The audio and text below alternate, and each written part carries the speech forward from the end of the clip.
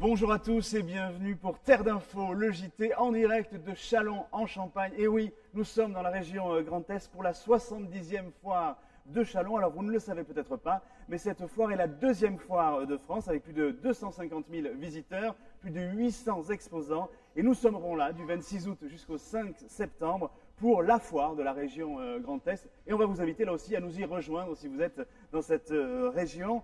Parce que Campagne TV a une programmation spéciale, exceptionnelle pour cette foire. On va se retrouver en direct tous les jours de 11h à midi pour Terre d'Info, le JT, la partie actualité de ce salon. Et pour une partie un peu plus gourmande, l'après-midi, de 15h à 16h avec Éric Jean-Jean et Philippe Lefebvre, où on va parcourir l'actualité gourmande de ce salon et découvrir toutes les spécialités régionales. Et Dieu sait s'il y en a un certain nombre. Alors au sommaire de cette Terre d'Info aujourd'hui, l'inauguration de cette 70e foire de Châlons, vous allez le découvrir tout à l'heure, mais aussi une partie sur les nouvelles technologies au service des agriculteurs d'aujourd'hui, et le débat, parce que nous aurons un débat chaque jour ici en direct, et le débat d'aujourd'hui concernera la ruralité et sa défense actuelle, avec justement les moyens que l'on doit consacrer à la défense de la ruralité et à la compétitivité de ces nouveaux territoires. Vous pourrez là aussi partager ces moments, donner votre opinion, et ça vous le savez, c'est toujours, et la règle n'a pas changé, même ce 27 août 2016. Vous avez nos réseaux sociaux, notre page Facebook Campagne TV, notre Twitter @Campagne TV avec le hashtag TDI spécifiquement pour cette émission, ou notre site www.campagnetv.com. Voilà, je vous ai tout dit, on va pouvoir là aussi commencer notre premier Terre d'Info, le JT. Je vous emmène, c'est la partie Actu.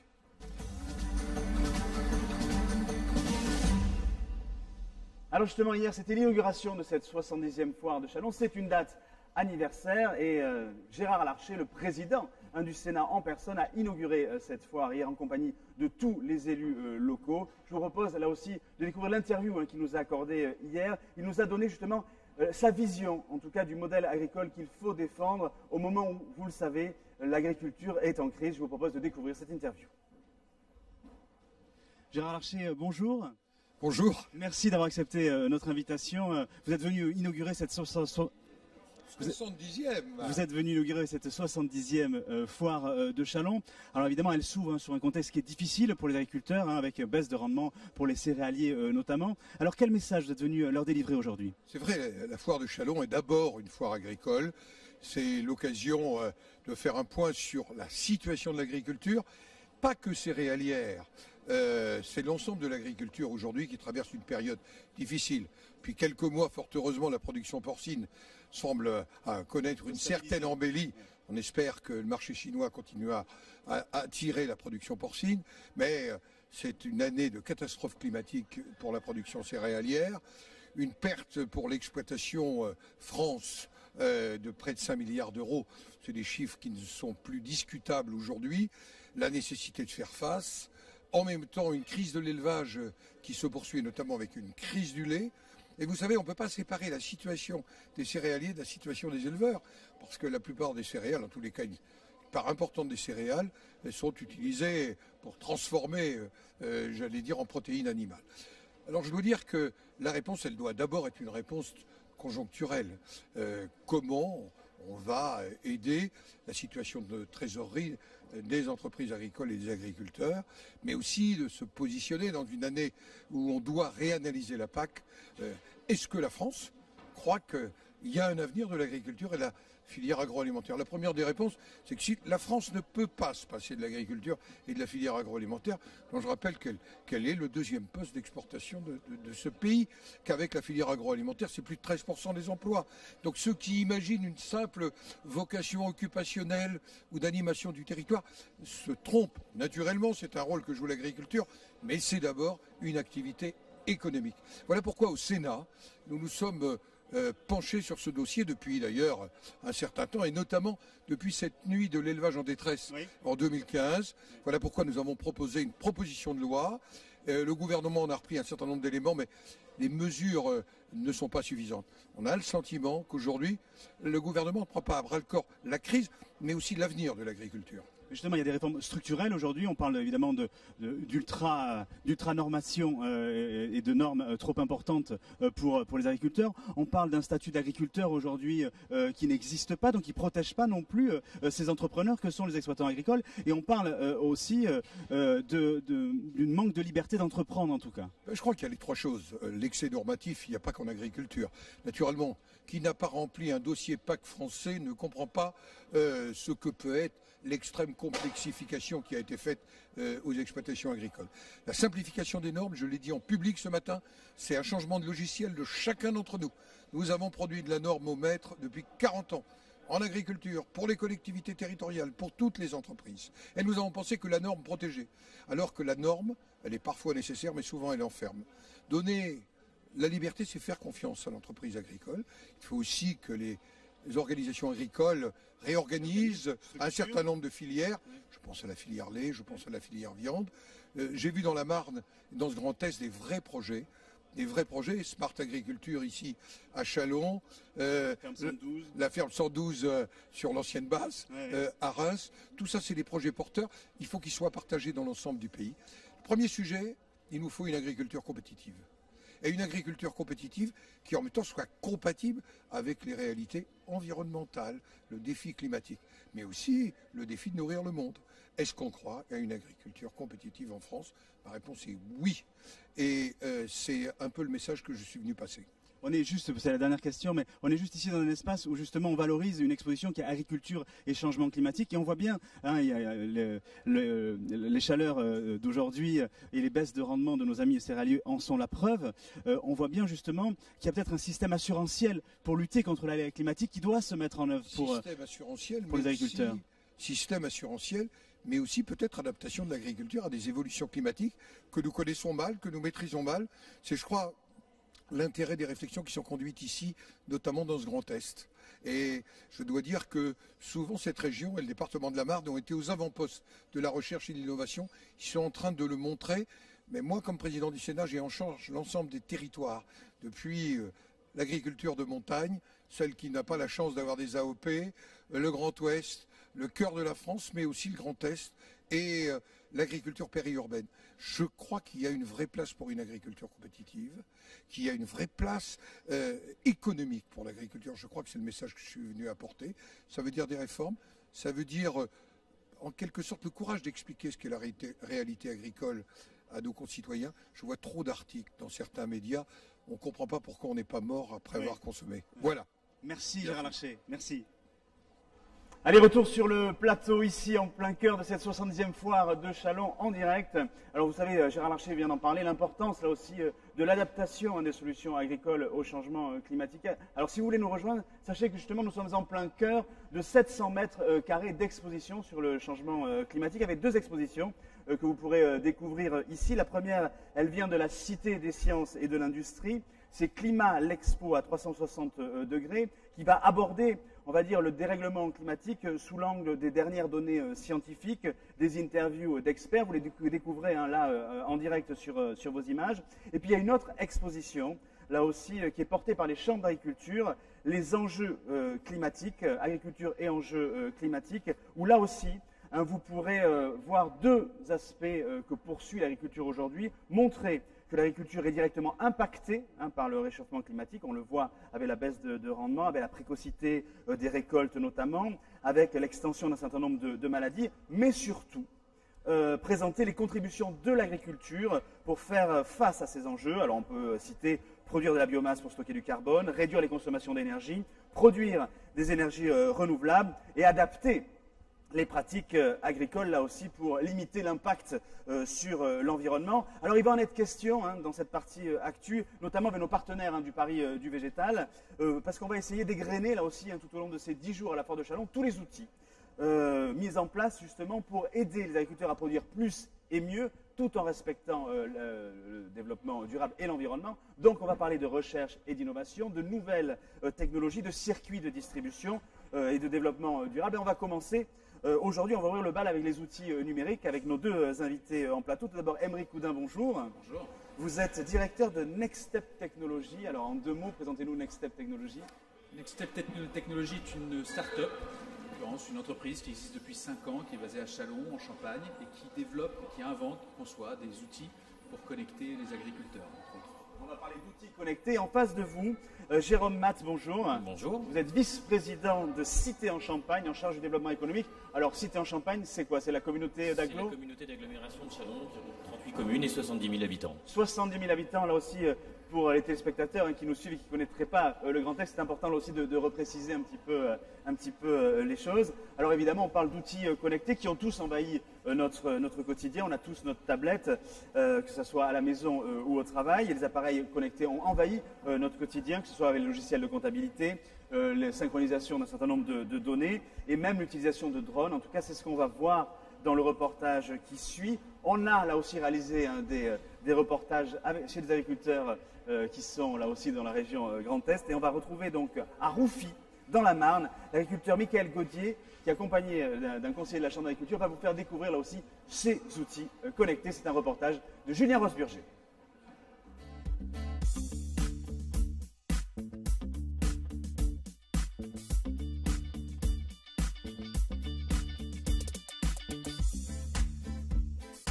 Ça fait 2 ans qu'on propose l'offre de service autour du drone. On va donc pouvoir attaquer notre troisième campagne. Le drone, en tout cas celui qui est utilisé là, est un drone qui est assez autonome. Il va survoler la parcelle. Et ce qui est important, puisqu'en fait le drone est un vecteur, il va transporter un capteur. Et ce capteur va venir mesurer la réflectance de la culture. C'est-à-dire qu'en fait, le rayonnement lumineux est transmis aux feuilles de la culture. Il renvoie un certain rayon, donc ce qui réfléchit, la réflectance. Et ce capteur va venir mesurer ça. Et il y a une très forte corrélation finalement entre la couleur, c'est-à-dire qu'en fait ce qui est remis c'est la couleur de la feuille, ce qui va se traduire par en fait un taux de chlorophylle, et ce taux de chlorophylle est assez bien corrélé avec la fertilisation azotée de la culture. Et donc on peut assez rapidement en déduire si la culture manque d'azote ou pas. Et donc du coup derrière on découle un conseil agronomique. Nous à la Chambre d'agriculture on reprend les commandes et puis ensuite on va renvoyer ces commandes auprès d'un prestataire de service, donc c'est la société Erinov qui ensuite va sous-traiter à des pilotes qui vont se faire les vols de drone. Une fois que les vols ont été réalisés, Erinov récupère les images, les traite, les analyse et nous renvoie le résultat de ces images, et nous on communique le résultat auprès de l'agriculteur. Donc là il se retrouve avec une carte de sa parcelle, et pour aller encore plus loin, cette carte il peut même la mettre dans son épandeur d'engrais et donc en plus épandre, j'ai la bonne dose au bon endroit au bon moment.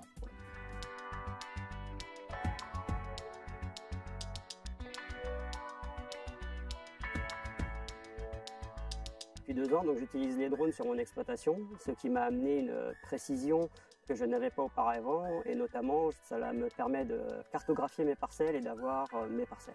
J'obtiens une vue réelle de mes parcelles, notamment en biomasse de colza, où j'ai une précision de l'ordre inférieur au mètre, ce qui me permet de voir tous les problèmes de biomasse ou les hétérogénéités surtout qui sont présentes dans mes parcelles, où lorsque je fais mes apports d'engrais azotés, on peut avoir jusqu'à 30 à 40% d'écart sur un épandage d'engrais. Avant, dans mes anciennes méthodes, en fait, on mettait une dose moyenne. Maintenant, on a peut-être la même dose moyenne, mais qui est répartie différemment sur la parcelle en récupérant les cartographies automatisées dans le pulvérisateur. En dehors de la cartographie pour la fertilisation azotée, j'utilise le drone donc, pour réaliser mes plans de drainage qui seront visibles cet hiver, et également pour réaliser des dégâts aux cultures, notamment des dégâts de sangliers ou d'autres de cervidés dans des cultures de maïs ou de tournesol. Tous les systèmes mis en place sur l'exploitation, que ce soit du GPS, du drone, de la tablette, du numérique, me permet d'optimiser et d'avoir gagné en confort et en qualité de travail sur mon exploitation.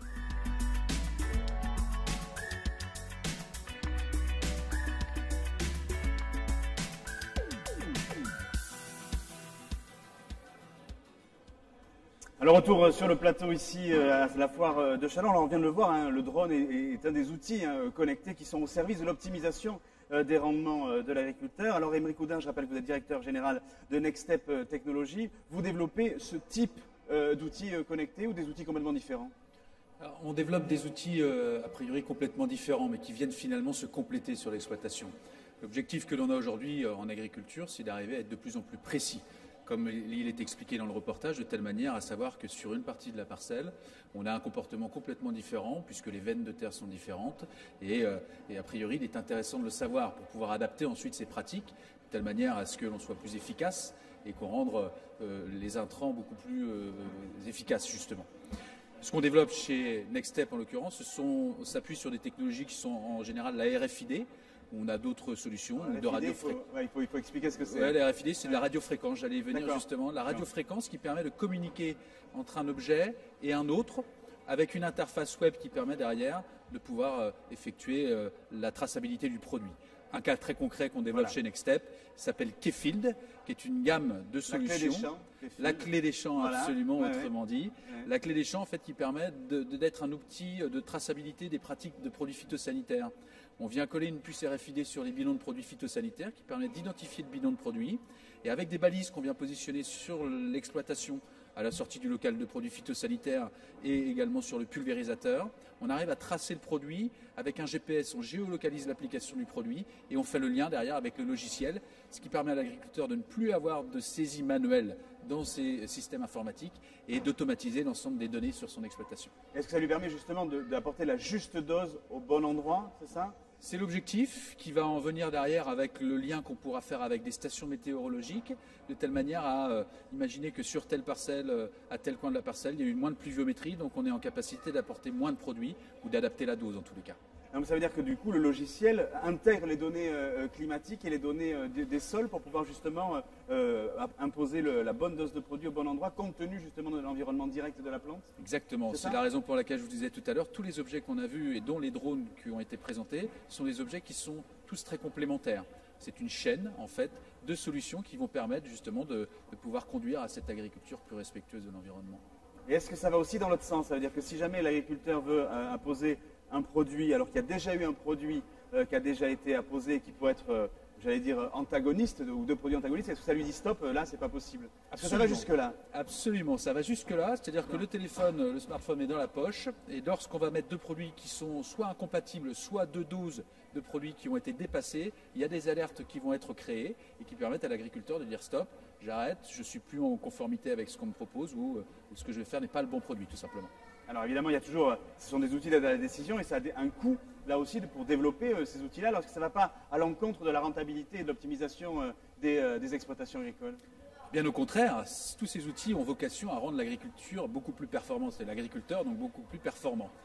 Le retour sur investissement, il existe, puisque c'est autant de confort, comme l'agriculteur nous parlait dans le reportage également, c'est tout le confort qu'on va gagner nous permettra d'être beaucoup plus performants sur l'exploitation, premièrement. Et deuxièmement, le temps qu'on ne passe pas à faire de l'administratif, qui n'apporte pas de valeur ajoutée finalement sur l'exploitation, c'est du temps qu'on va pouvoir passer sur le cœur de son métier et sur les décisions stratégiques derrière pour conduire son exploitation au succès.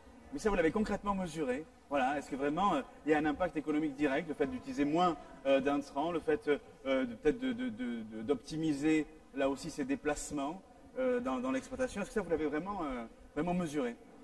Notre conviction profonde, c'est que, oui, on commence à le mesurer, mais c'est que, en fait, c'est l'accumulation de données, ce qu'on appelle plus vulgairement la big data ou la méga donnée aujourd'hui qu'on accumule, qui va nous permettre au bout de quelques mois et quelques années finalement d'arriver à trouver ces réponses et à avoir l'optimisation qui va nous permettre d'être beaucoup plus performants. Jérôme Matt, vous qui êtes donc vice-président de la cité en Champagne, de la communauté d'agglo de Châlons-Champagne, en quoi justement c'est un sujet important pour le développement économique de votre territoire, l'agriculture connectée? Ce qui est intéressant pour nous, c'est que l'agriculture connectée, c'est une nouvelle filière de croissance. C'est un sujet, on va dire, qui est encore en émergence.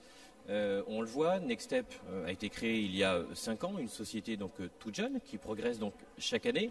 Et ce sujet, on veut le consolider donc à Châlons avec la fédération de ce qu'on va appeler le pari du végétal, de l'ensemble des acteurs, puisque pour nous, ce traitement des données est une filière de croissance. Pourquoi c'est une filière de croissance? Puisque c'est de la création de richesse qui va passer par de la création d'activités, d'entreprises, d'emplois et des technologies donc innovantes qui aujourd'hui n'existent pas sur notre territoire. Et dans des territoires comme les nôtres, essentiellement donc agricoles, il faut qu'on s'appuie sur nos forces. L'agriculture en est une, très importante, pour regarder comment, via des activités donc complémentaires ou connexes à l'agriculture, on est capable de venir dans ce que je vais appeler l'économie de l'algorithme, c'est-à-dire le numérique, pour en faire une vraie filière d'activité, une vraie filière de croissance.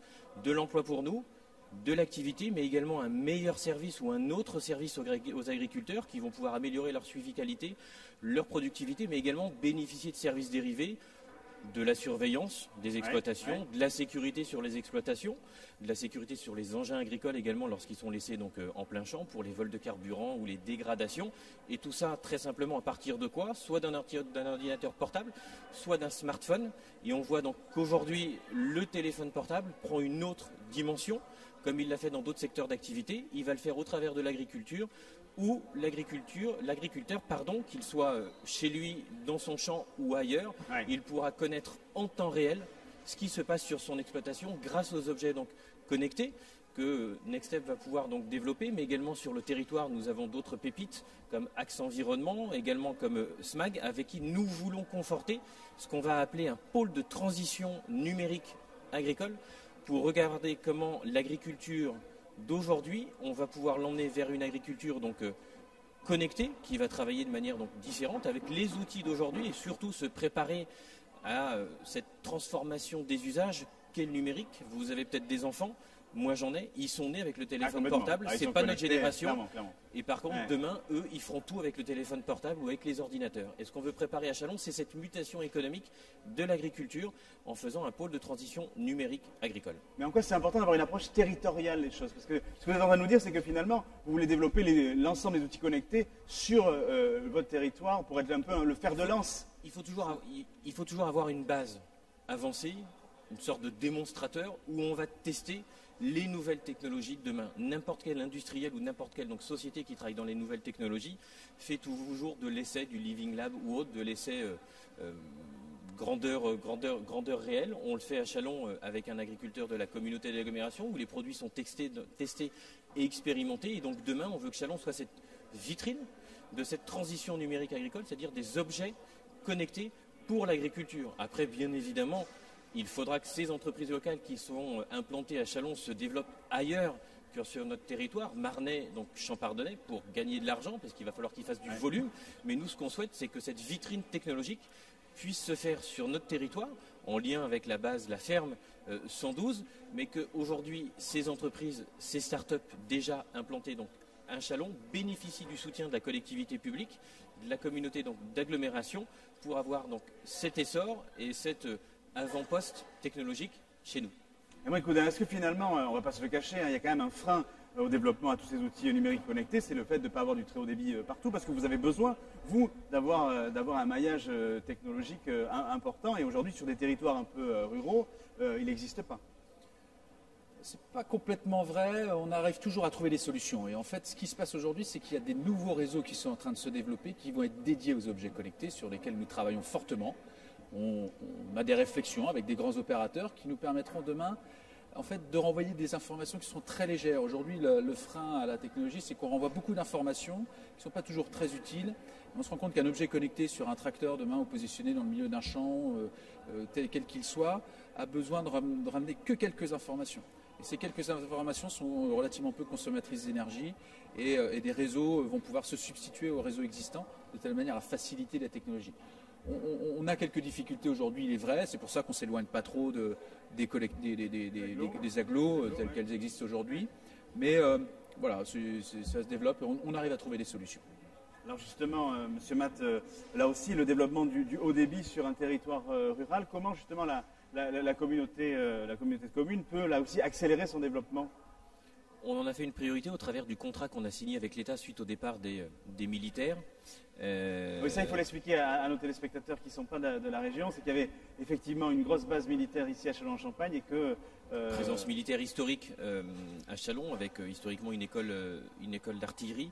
Plus de 3000 personnes quand même, c'est ça, hein. Nous avons perdu en octobre 2014 donc nos derniers donc, militaires avec la dissolution donc, de 3 régiments, ce qui représente en fait donc 1000 personnels donc militaires donc, qui sont partis, avec pour nous donc derrière la nécessité de rebondir économiquement. Châlons étant historiquement une ville administrative, plutôt une ville basée sur l'économie publique où un emploi sur 2 est issu de la fonction publique, y compris donc l'armée. Aujourd'hui, avec le départ de ces militaires, avec la perte du statut de capitale régionale qui est parti à Strasbourg, on sait que cette économie donc publique ne fera pas la prospérité de Châlons dans les années qui viennent. Et donc, au travers du contrat qu'on a signé avec l'État, le CRSD, le contrat de redynamisation du site de défense. Nous avons travaillé sur 4 axes. Un axe pour nous très fondamental, c'est l'axe sur la structuration des nouvelles filières donc, de croissance. Et cette smart agriculture, cette agriculture donc connectée, pour nous, est une nouvelle filière de croissance. Mais charge à nous, collectivités, de nous mettre à la disposition des entreprises locales qui ont des besoins, qui expriment des besoins pour qu'on réponde à leurs attentes, pour conforter ce que je vous disais donc tout à l'heure, cet avant-poste donc technologique, pour que ces entreprises en fassent venir des autres et qu'on arrive à faire ce pôle de transition donc numérique pour que la vitrine de démonstration soit ici. Oui, et donc ça passe par le développement quand même du très haut débit sur le territoire. Ça passe bien évidemment sur le développement du très haut débit, mais pas que. Dans les ondes donc de téléphone, vous avez plusieurs fréquences. Vous avez de la haute, moyenne, basse fréquence. Et aujourd'hui, il y a du flux d'informations qui n'est pas obligé de passer sur ce qu'on va appeler la 4G, c'est-à-dire ce qui est tout en haut de la bande. On peut faire passer par de la basse fréquence des informations qui aujourd'hui ne nécessitent pas de venir se mettre en conflit avec les ondes téléphoniques. Et c'est notamment sur ça que travaille Nextstep ou d'autres sociétés qui sont implantées donc à Châlons pour regarder comment on arrive quand même à avoir ce flux continu. Mais le haut débit, effectivement, restera un sujet donc pour nous afin que tout le monde puisse faire circuler l'information correctement. Alors on parle d'outils numériques, hein, on va parler un peu de réalité augmentée, juste pour un petit clin d'œil, ça ne vous a pas loupé, la star de l'été c'était Pokémon Go en réalité augmentée. Moi je vous propose de vous balader dans les allées de ce salon et d'aller découvrir nos Pokémon bio. Ce sont les animaux qui sont sur la ferme, ici à proximité du plateau. Donc vous les découvrez sur vos images. Il y a évidemment des vaches, des chevaux, je crois qu'on a même des poussins. Donc là aussi, hein, venez nous rejoindre au cœur de cette foire de Châlons. L'agriculture, à l'heure du numérique, c'est aussi ces Pokémon bio. Il ne faut jamais oublier d'où l'on vient pour pouvoir là aussi retrouver du sens à l'acte de consommer. Regardez, il y a du monde dans les allées de cette foire de Châlons. Allez, on va laisser nos brebis tranquilles et nos Pokémon bio tranquilles pour revenir sur le plateau où on parle d'outils connectés et de Smart Agriculture. Nous a rejoint Mathias Hermann, responsable des solutions Smart Agri chez Orange. Bonjour. Bonjour. Alors justement, on a beaucoup là aussi parlé de solutions connectées. Comment vous mettez en œuvre, j'allais dire, ces solutions de la Smart Agriculture en étant opérateur? Alors on accompagne surtout, notre objectif c'est d'accompagner les entreprises dans cette démarche, dans la digitalisation des services. Depuis les exploitations jusqu'aux consommateurs, vraiment sur l'ensemble de la chaîne, et de voir là où on peut accompagner au mieux cette transition. On le fait à la fois sur un travail sur les réseaux, pour apporter des nouveaux réseaux aussi, pour ces nouveaux objets, et puis on met en place aussi des nouvelles plateformes pour pouvoir faciliter le traitement de ces objets, la mise à disposition de ces objets, jusqu'à des applications et le traitement des données qui sont associées. Pour être concret, c'est dans quel domaine d'intervention et j'allais dire quelque part à quelle problématique elles répondent ces solutions? Il y a plusieurs illustrations. Il y a des illustrations purement sur le réseau. On a par exemple fait une expérimentation avec la FNSEA pendant plus d'1 an sur de la connectivité satellite qui permet à des zones très isolées de pouvoir être connectées pour faire les déclarations, le traitement au quotidien pour les exploitants. Ça c'est via le satellite en fait, hein. C'est-à-dire que quand on est en zone non couverte, non couverte, on a quand même la possibilité d'avoir un accès à Internet avec un débit quand même important puisque les débits peuvent monter jusqu'à 20 mégas en download. Il y a des satellites comme Telsat ou autre, en fait. C'est vraiment des satellites, d'accord. C'est une box et c'est à peu près au même coût qu'une box ADSL. Donc on arrive maintenant à pouvoir compléter ces solutions. On peut aussi apporter des compléments de réseau. Je ne vais pas rentrer dans le détail, mais c'est apporter dans les exploitations ou dans les entreprises, au sens large, des facilités pour pouvoir interagir. Mais pour bien comprendre, parce qu'il y a des agriculteurs qui nous regardent et qui vont être intéressés évidemment par tous ces objets connectés et cette smart agriculture, c'est Orange directement qui commercialise ces solutions? Non, comment ça se passe en fait? Là, c'est une illustration sur le satellite par Nordnet, qui est une filiale d'Orange, mais La plupart de notre démarche, c'est d'accompagner des entreprises. Orange ne met pas pour l'agriculture des solutions, on n'a pas de fortes compétences en agronomie, mais plutôt sur la technologie, la transformation, la digitalisation. Donc on a des plateformes comme DataVenue, qui est une nouvelle plateforme qui a été annoncée par Stéphane Richard en avril dernier, par exemple, qui permet d'accompagner cette transition et d'apporter des solutions aux entreprises pour faciliter cette démarche. Parce que pour des entreprises qui veulent mettre sur le marché des nouveaux objets, souvent c'est un métier qu'ils ne connaissent pas pour les aider. Bien sûr, bien sûr. Et bien là, vous avez la technologie qui permet aussi d'accompagner le développement de ces, on va dire, comment on appelle ça, des numériques, voilà, des objets connectés. Alors là aussi, on parlait avec nos invités au préalable du développement du très haut débit. Ça peut être à un moment donné un frein aussi au développement de ces outils connectés. Alors, je crois que vous avez aussi d'autres solutions techniques qui permettent justement, alors on a parlé du satellite, mais je crois qu'il y a le très bas débit aussi, quelque chose que vous développez, voilà, c'est ça ? Il y a un nouveau réseau qui est un réseau LPWA, ce sont des réseaux à très longue portée et à très faible consommation d'énergie que Orange est en train de déployer. Voilà. Et donc, comment ça se passe en fait? Ça veut dire que c'est un réseau parallèle qui est déployé donc qui est spécifique pour ces objets, ces nouveaux objets. D'accord. Et qui vont permettre à ces objets d'être dans une autonomie énergétique beaucoup plus forte, à très faible consommation d'énergie, en contrepartie évidemment avec des faibles débits sur les données, mais ça permet d'ores et déjà d'imaginer des objets. Et vous pouvez nous illustrer, est-ce qu'il y a déjà des objets que vous pouvez citer? Oui, on en montre un ici sur le stand qui est lié aux ruches. D'accord, c'est abeilles. Un objet qui va venir détecter l'humidité et la température dans une à l'intérieur de la ruche. À l'intérieur de la ruche. Et donc permettre à l'apiculteur de suivre à distance les évolutions et le bien-être des abeilles. Voilà. D'accord. Et ça à faible coût. Et donc de pouvoir superviser l'ensemble de sa production et d'intervenir au meilleur moment. D'accord. Voilà. Jérôme Audin, est-ce que ça ouvre la porte là aussi à d'autres développements ou d'autres idées d'outils chez vous, justement, cette possibilité d'avoir du très bas débit finalement? On a effectivement beaucoup d'idées. Le très bas débit nous ouvre des potentialités qui sont considérables et on est très attentifs. C'est pour ça qu'on échange aussi ensemble de telle manière à savoir ce que sera l'avenir des objets. On peut imaginer des objets qui seront demain très peu onéreux, très compétitifs et qui... peu énergivores, c'est important aussi pour le développement durable, on n'en a pas parlé, mais c'est important. Et c'est très lié en fait, le fait que ce soit compétitif et aussi dû au fait qu'il y ait peu d'énergie consommée, mais qui peuvent ramener des informations régulièrement qui seront très précieuses pour l'agriculteur, ne serait-ce que pour suivre la croissance de ses cultures de façon beaucoup plus précise dans un endroit de la parcelle et le comparer par rapport à un autre. Mathias Herman, là aussi, on parlait du réseau très bas débit, c'est disponible sur tout le territoire ou pas? Non, pas encore. Pas encore.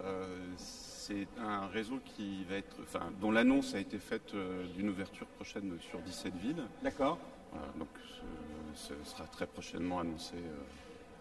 Pas de scoop sur le plateau de Campagne TV aujourd'hui. Bon, bah écoutez, en tout cas, merci messieurs d'avoir participé à cette partie actu sur l'agriculture et les outils connectés. C'est important. On reviendra systématiquement tous les jours ici dans cette rubrique sur tous les outils qu'on peut mettre en œuvre pour favoriser là aussi le produire plus, mieux, tout en respectant l'environnement, parce que là aussi c'est l'une des priorités des agriculteurs français et évidemment de la région au Grand Est où nous sommes. Je rappelle qu'on est en direct de cette 70e foire de Châlons et qu'on va partir directement dans la partie débat. Oui, on va débattre tous les matins ici sur le plateau. Jingle, débat.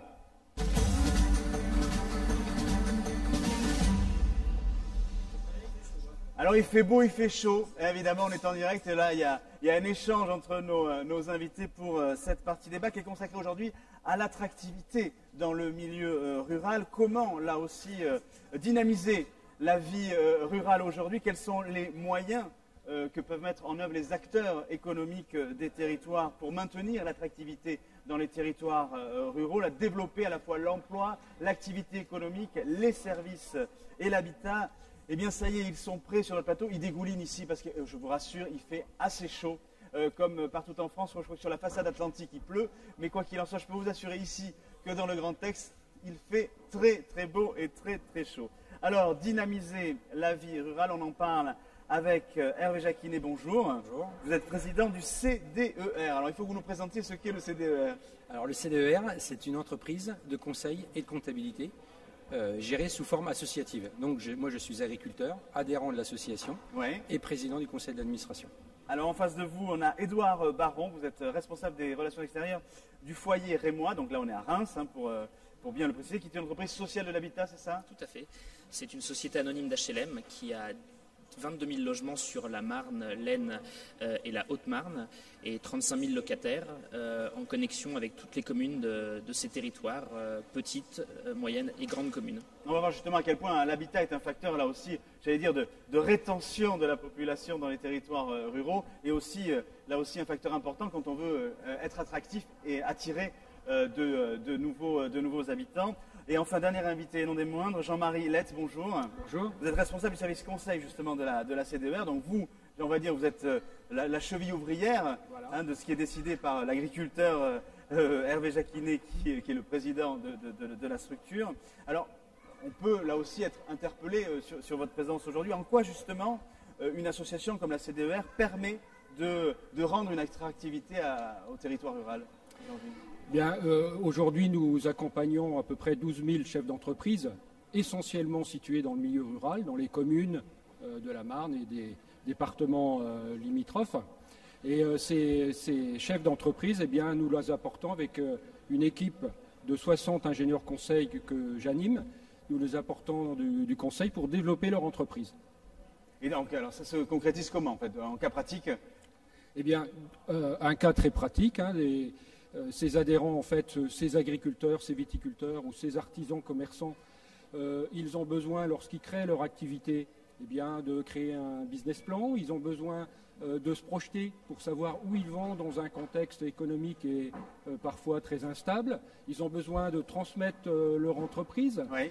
Ils ont besoin de la développer. Ils ont besoin de s'associer. Voilà. Et tout ça, ça fait partie du travail d'accompagnement qu'on met en place avec eux.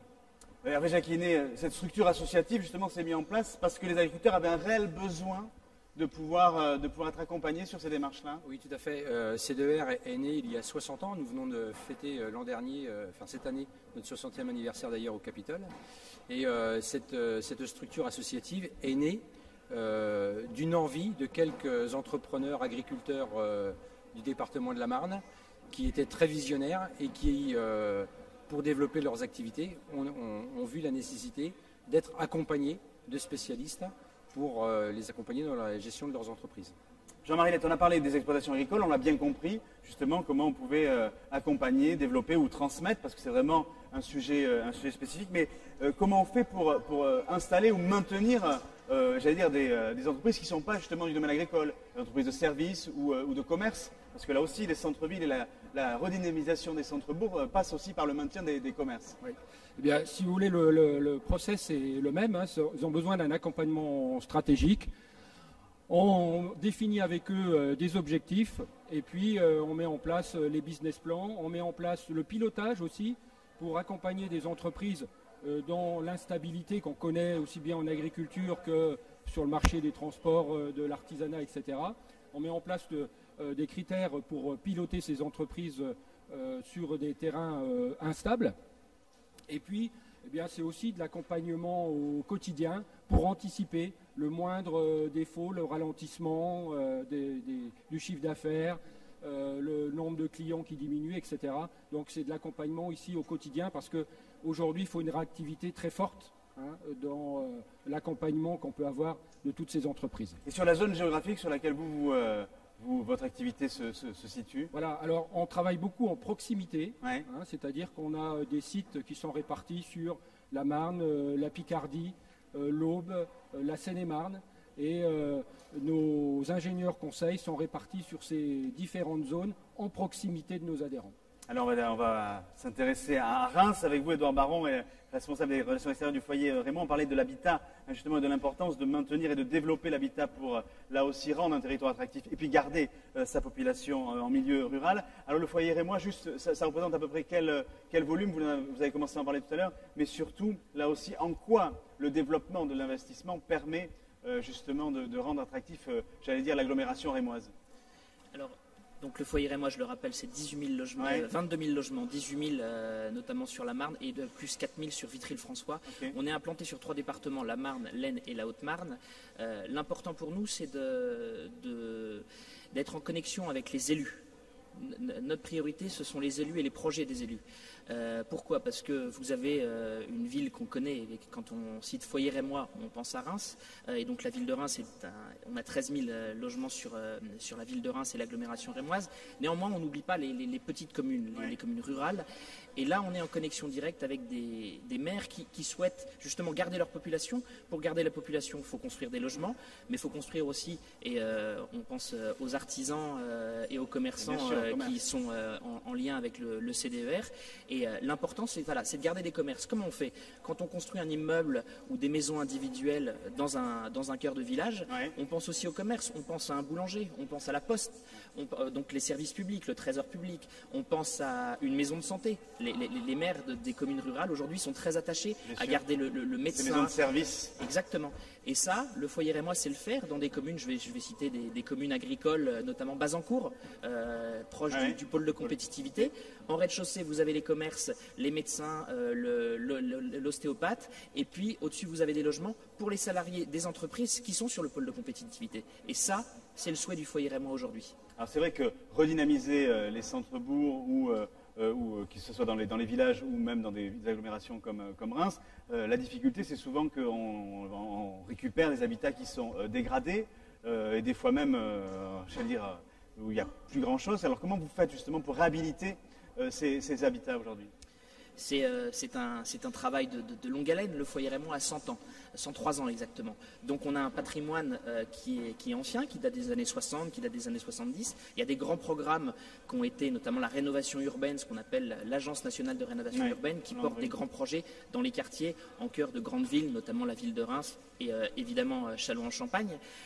Et donc ça, on sait le faire dans des grandes communes. On sait aussi le faire dans des communes de plus petite taille. Et donc c'est de la réhabilitation.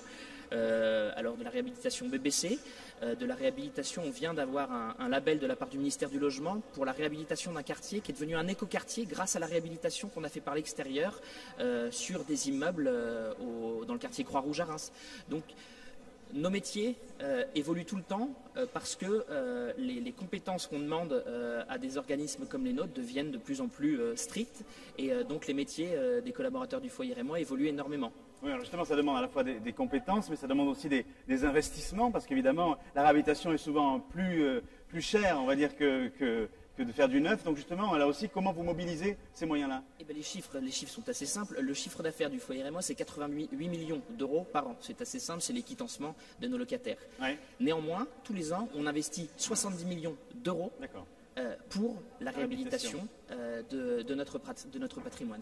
70 millions d'euros, hein, c'est pas rien. Et ce sont des entreprises locales qui travaillent pour le foyer Rémois, pour le compte du foyer Rémois. On a des obligations, des appels d'offres, etc. Mais tout est fléché sur des entreprises locales. On travaille avec le MEDEF, avec la Chambre de commerce, pour dire il faut faire bosser ces entreprises locales. On sait qu'on est dans un territoire compliqué. Oui, bien sûr. Voilà. Et nous, on est un organisme depuis 103 ans, on veut faire bosser les entreprises locales. Jean-Marie Lette, justement, on veut faire bosser les entreprises locales, on veut attirer là aussi des nouveaux commerces. Comment on fait pour convaincre, j'allais dire, les jeunes qui nous écoutent de venir s'installer plutôt à Châlons-en-Champagne ou à Reims, plutôt que de développer son entreprise plutôt dans une grande ville aujourd'hui? Si vous voulez, il y a déjà tout on va dire, un réseau d'entreprises qui ont besoin de retrouver des repreneurs. Oui. Et ceux-là, il ne faut pas les rater, hein, parce que y a beaucoup d'entreprises qui peuvent mourir si justement il n'y a pas ce réseau de jeunes entrepreneurs qui ont envie de reprendre ces structures existantes.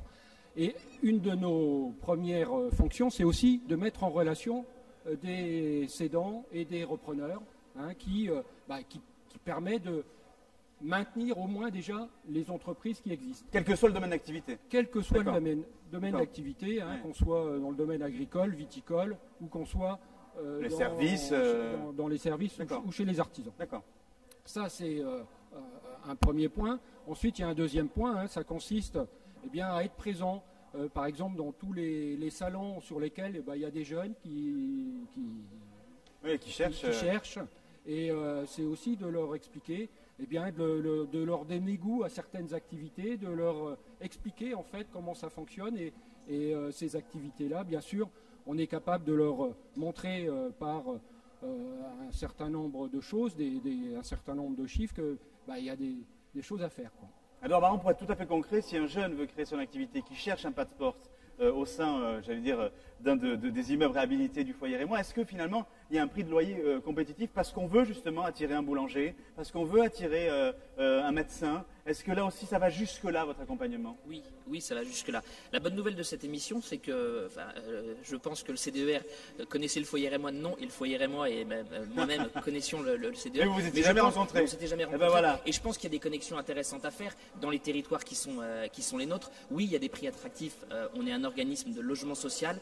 On n'est pas là pour faire de l'argent plus que ça. Il faut qu'on soit évidemment rentable. Il faut que l'entreprise tourne parce que c'est 450 salariés. Donc il y a besoin que ça tourne. Mais néanmoins, on est en lien direct avec les élus, avec les professionnels qui vont s'installer. Et oui, les prix sont attractifs dans des organismes comme les nôtres. Y compris le choix de l'activité, parce qu'effectivement, c'est vrai qu'en fonction de la localisation de l'immeuble et du choix justement de l'artisan ou de l'activité de service qu'on va installer, en tout cas en pied d'immeuble, là aussi, ça génère une activité autour. Donc là aussi, est-ce que vous pouvez, choisir plutôt tel type d'activité en bas de tel immeuble en fonction de la localisation ou pas?